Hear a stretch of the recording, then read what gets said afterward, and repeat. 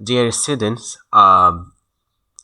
in this lesson, we are going to talk about the English language, and more focus will be given to the formal language or formal English language versus informal English language. So, the first question that we may differ with is what is the difference between formal language and informal language?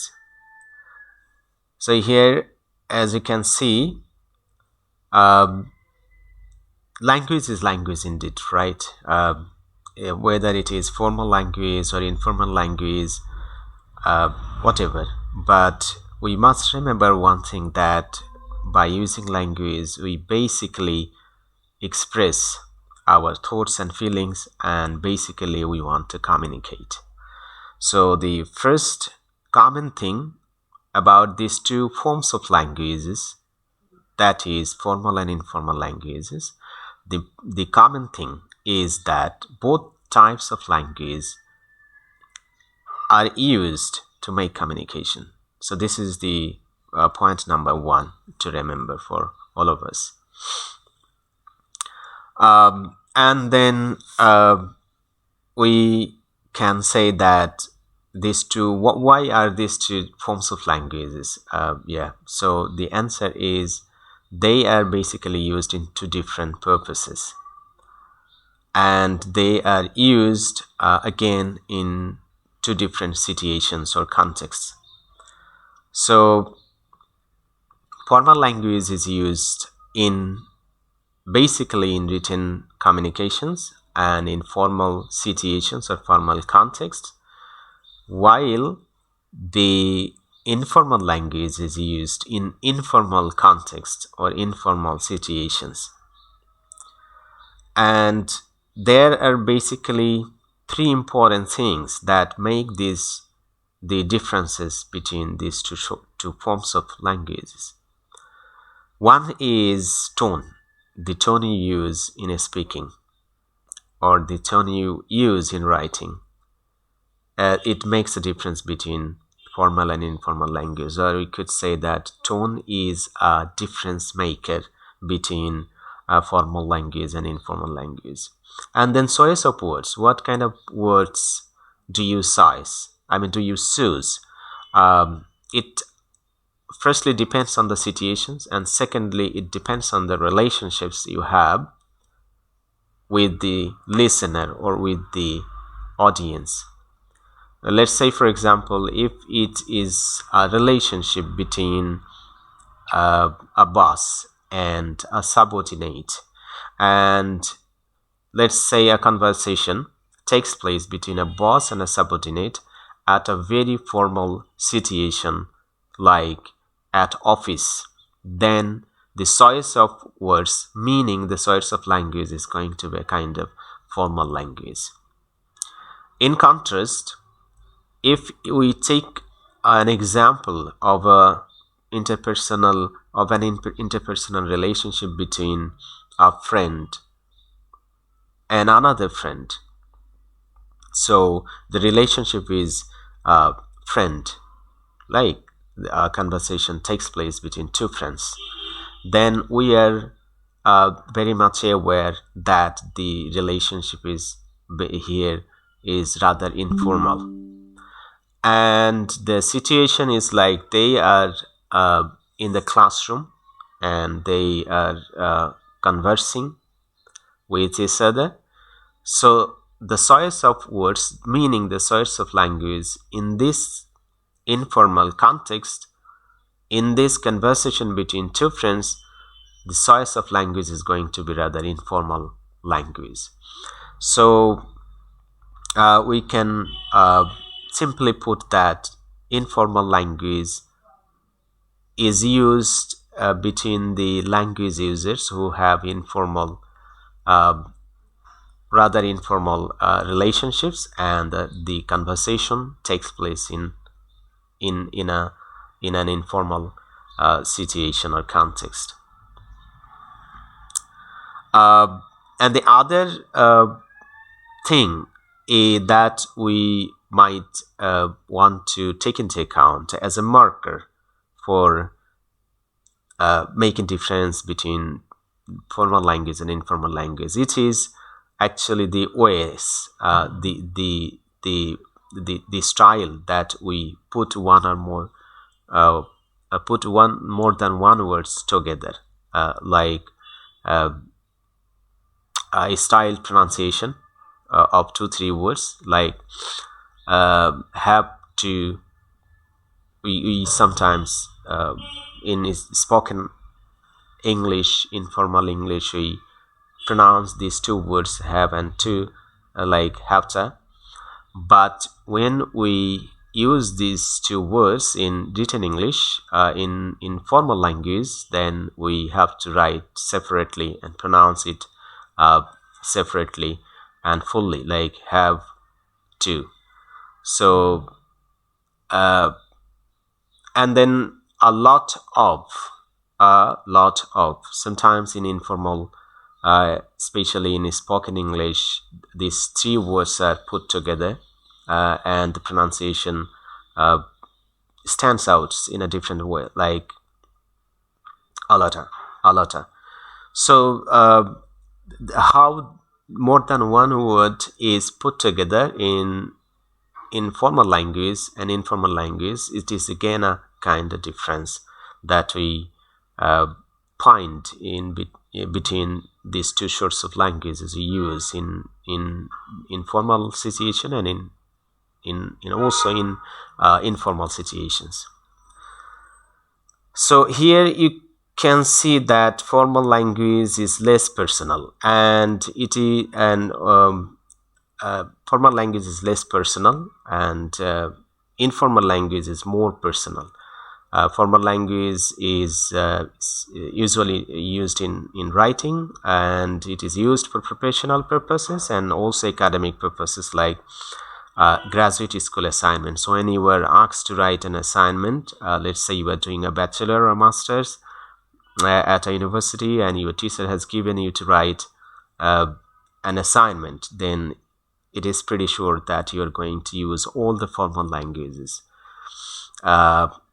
So some other consciousness or awareness about formal language, it is about the inclusivity, like formal language does not use colloquialism, and it does not use contractions, shortened forms. It does not use shortened forms, and it usually does not use first person pronouns such as I and we. So we'd be familiarizing ourselves to some of the examples with examples of 2 sorts of languages, and examples of formal language and examples of informal language. So in some other words, if we have to shout out some features of informal language, like you could say here informal English, if we have to shout out some of the features of informal English or informal language, we could say that in informal language, the speaker usually use relaxed tone. It is a very personally modulated and personally directed or personal, tone of voice is found or heard that a speaker uses. So a speaker goes very relaxed when the speaker is involved in a conversation and using informal language.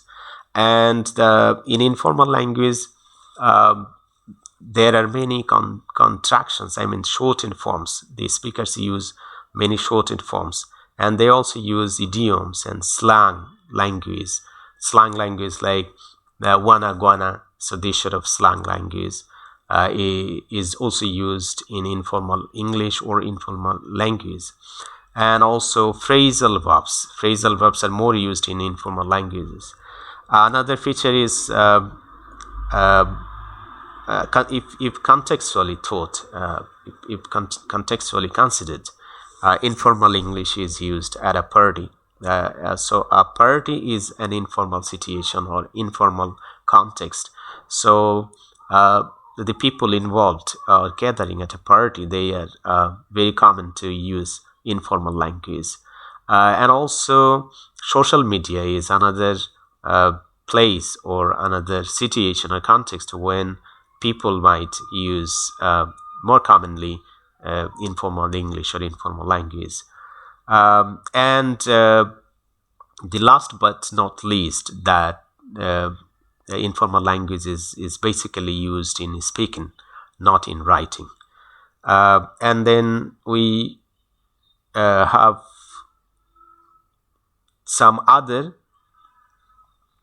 um additional aspects or characteristics of informal language. Let's say it is casual and spontaneous. So when you are involved in a casual conversation context, or you are having casual conversation, uh, then you are very much spontaneous, very natural.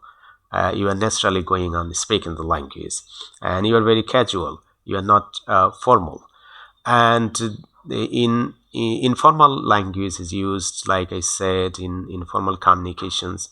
And this sort of informal language used in informal situation, where basically the people who are involved in this sort of conversations, uh, the people have interpersonal relationships, like they are friends and they are family members, let's say.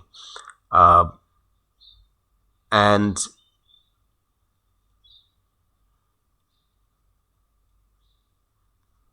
even informal language can be uh, used in writing and conversation, but this writing has to be taken place. uh, the writing has to be between friends and family members. Let's say a son is writing a letter to his father. In this case, a son may use some of the common informal language that he uses in his daily conversation with his father. So if the conversation uh, takes place between friends and family members, if the writing takes place between friends and family members, it is again going to be informal language.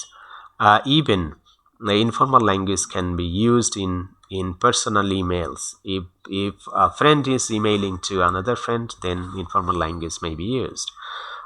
Even text messages, this is a very common thing that you do. So text messages, if text messages are communicated between two friends or between two family members, then the language is going to be informal.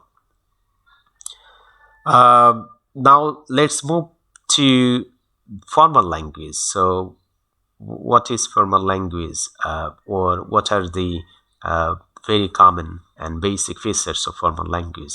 So here you go. As you can see, serious tone is used in formal language, because you have to be serious and very careful about choosing your language, choosing your words, so that it does not lead to making any kind of offense. As excuse me. So like we earlier said, that formal language is used in formal situation, and it takes place between two people who hold, or who carry, or who are involved in formal relationships, like a boss of an office and a subordinate of the very office. So when the subordinate is writing to his boss, or is speaking to his boss, then he has to be very serious and careful about the tone, the rise of tone and the fall of tone.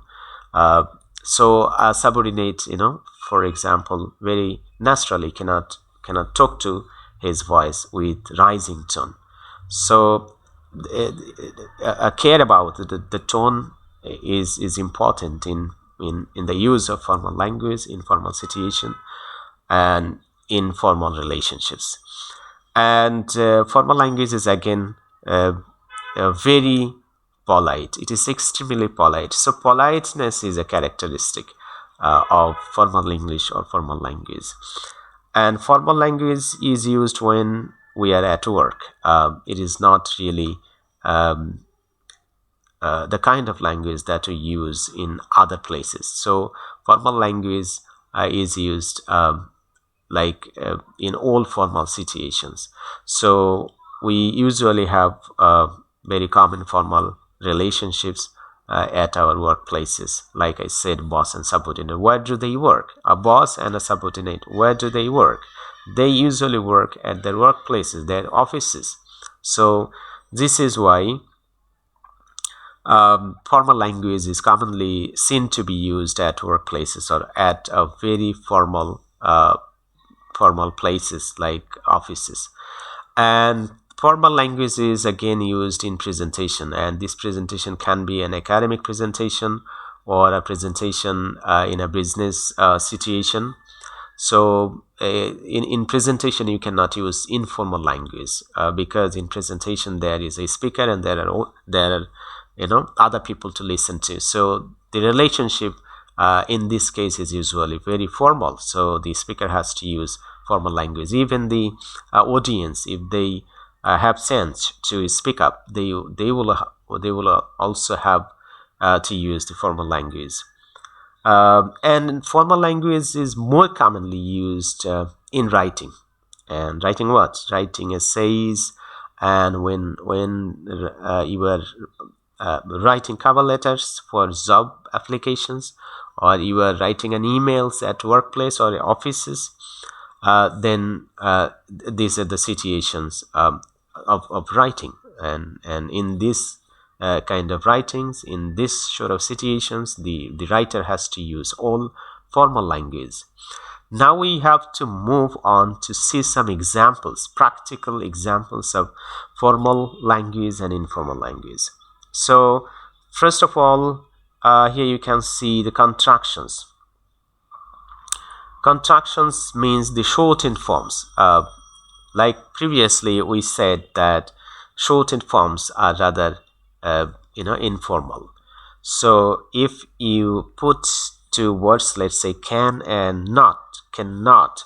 So if you put these two words together in pronunciation, especially in speaking, then it is going to be a form of formal informal language.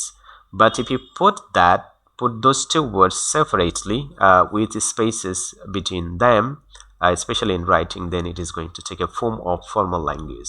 So informal language, let's read out this example. The improvements can't be made due to budget cuts. So can't, you can see that it has been put into contracted form, which is can and not. So cannot, so it has been put into shortened form. So this sort of shortened form is rather a marker of informality of language or informal language. But in formal language you can see that it has been put separately. Improvements cannot be made due to budget restrictions. And then phrasal verbs. Phrasal verbs are more commonly used in informal language, like blown up. So this is a phrasal verb. These sort of phrasal verbs are commonly used in conversation, I mean in speaking, meaning these are more commonly used in informal language. But if you want to put the same idea in formal written English, then you'll have to replace blown up by this single word, which is inflated. The balloon was inflated for the experiment. So we can see one more example item over here, and we learned that phrasal verbs are more used in informal language, and one word substitute is used more commonly in written English. And then slang. This is again a very important point, because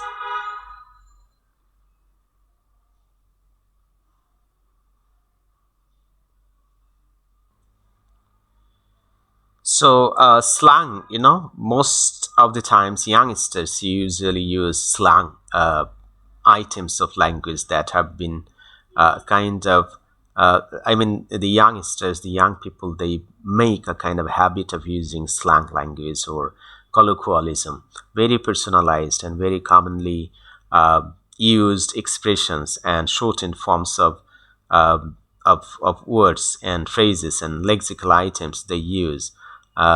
So the most common two of the most common slang words are used in even in our country, and I oftentimes see uh, the young people are frequently using these two slang words, which is wanna and gonna. So wanna and want, these are two common examples of formal and informal language, or formal English and informal English. So want is want to or want. This is the formal form, but wanna, which means want to, this is commonly used informally in spoken English.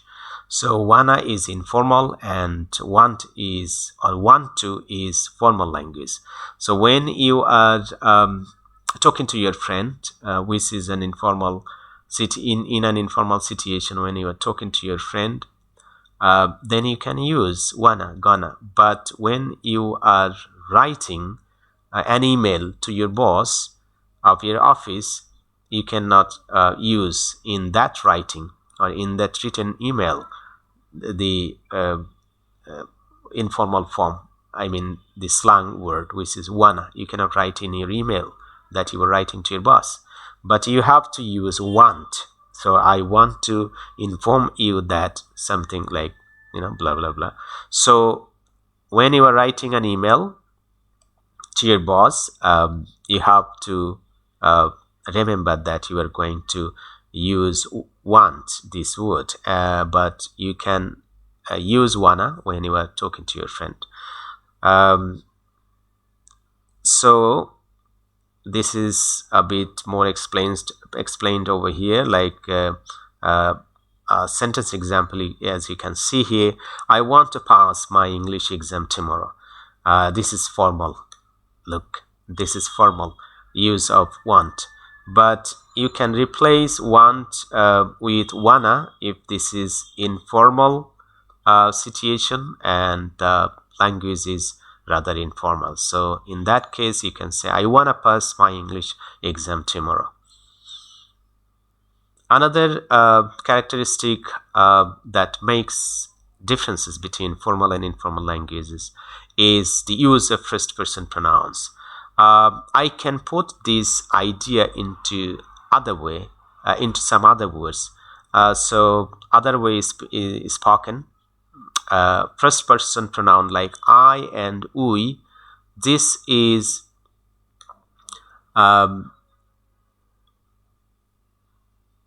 this is commonly used in formal language, especially in written language.